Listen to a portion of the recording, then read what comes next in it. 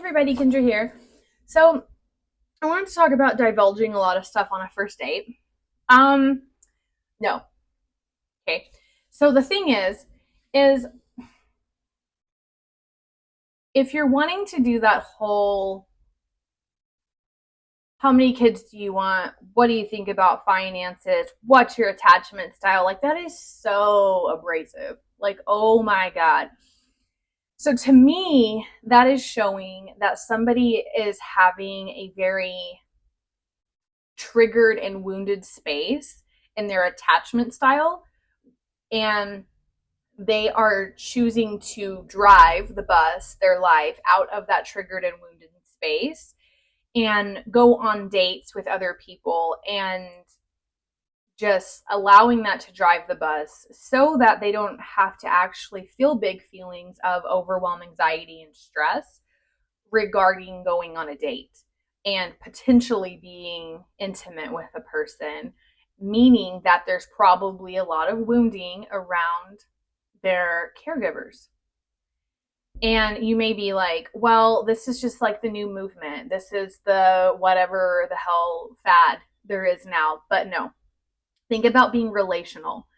You like it whenever people are more kind and clear to you as well.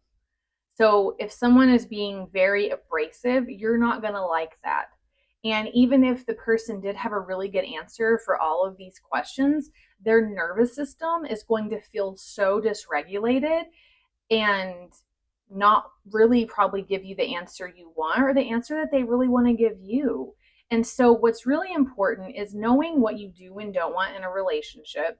Okay, so you have to do your own work and then go into a date, have a few dates.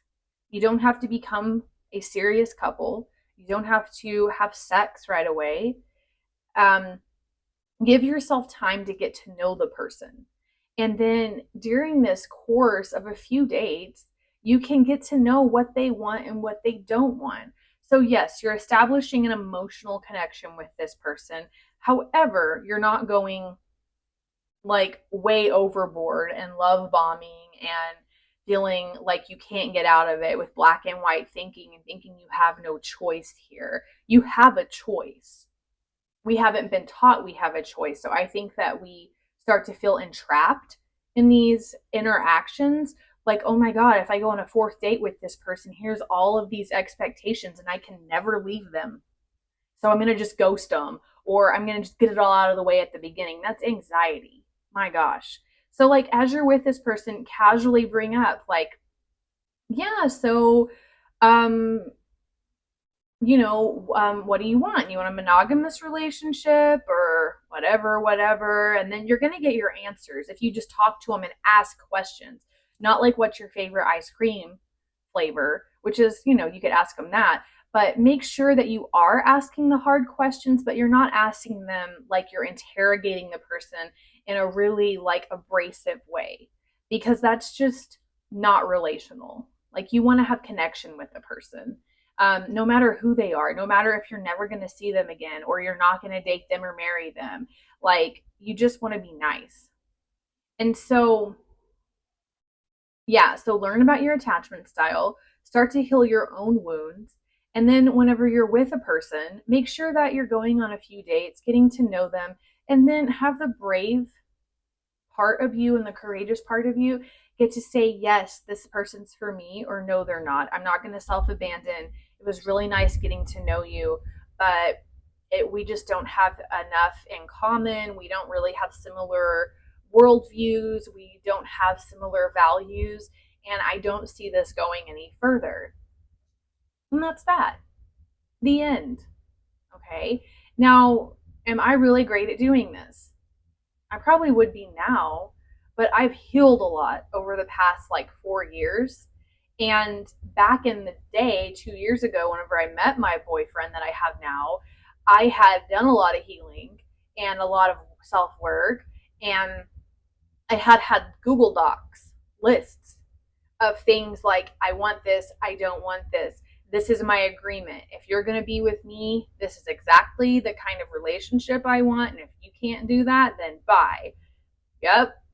And this poor guy, he's such a Pisces and he's so sweet and so person centered. Like he was like, okay, let's, and so he looked at the documents and he was like, that's fine. And I sent it to him and he was just so nice about all of it. And I now look back and go, wow, you were really operating out of your anxious attachment style and your wounding.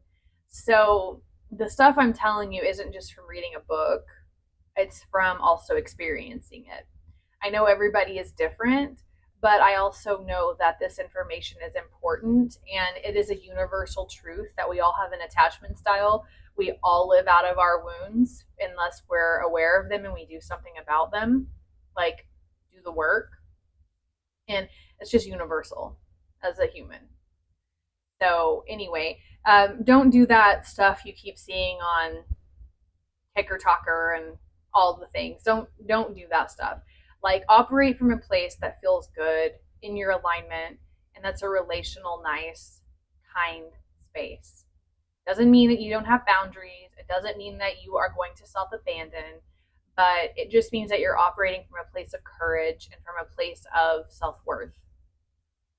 Okay. If you value the content I create, please like, subscribe, and share. Bye.